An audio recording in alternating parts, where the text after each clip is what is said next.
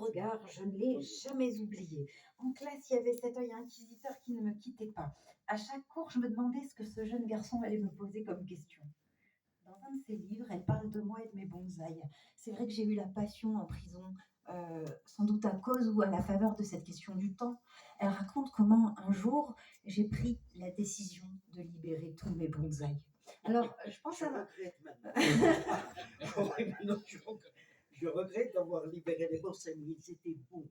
Le temps a fait prendre un bonsaï, prendre tout simplement un petit figuier et le planter chez soi et voir comment les feuilles se transforment du figuier avec le temps. Tout simplement apprendre quelques petites techniques pour le bonsaï. Et là maintenant que tu as lu ce petit paragraphe, cette, je, je voyais le regard de Christine Jouvin. Vous voyez, nous avons des personnages qui se sont donnés pour la libération de ce pays. Nous sommes redevables un peu de respect à l'égard de ces personnes. Nous sommes redevables à l'égard de toutes les personnes qui ont disparu, de ceux qui ont milité aussi. J'ai vu ici présent Hachet. Ici, il est là avec nous.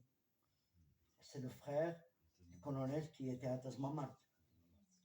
Et ce n'est pas simple. C'est pas simple. C'est ce rapport que nous avons avec le passé, ce rapport que nous pouvons avoir qui fait que ce présent soit différent. C'est pour cela que très souvent, notre lecture du passé est une lecture qui est présente du passé. Effectivement, le passé que je raconte là, il se peut certainement que d'autres personnes voient ces anecdotes ou ce passé ou ces histoires de façon différente. Mais je les ai vécues. Se souvenir, le verbe pronominal français est formidable. Se souvenir, c'est moi-même qui me rappelle d'un passé. Donc ça implique mon présent. Parler du passé, c'est une implication dans le présent et c'est un engagement aussi dans ce présent. Ce n'est pas uniquement des souvenirs du passé, ce sont des souvenirs qui sont forcément tronqués. C'est des souvenirs personnels. Il se peut que je ne me rappelle pas de telles choses, mais je me rappelle, et dans ce livre, je pense, réellement, lorsque je ferme mes yeux et je vois ces 18 années de prison de Casa, de prison à Casa et Kenitra,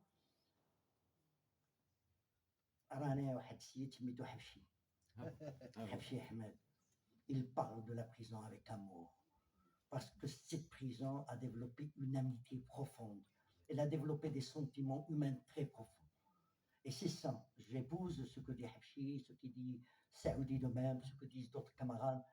Et c'est ce souvenir qui implique ce présent.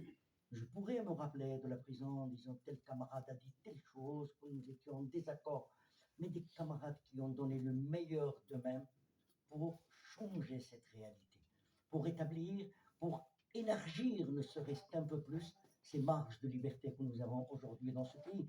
Et dire une chose, qu'il faut être fier des résultats que nous avons eus. Il faut être fier d'El Frère Boussari. Il faut être fier d'El Siad Ahmed Yousfi. Il faut être fier d'Alain Fassi. Il faut être fier des militants qu'a produit le peuple marocain.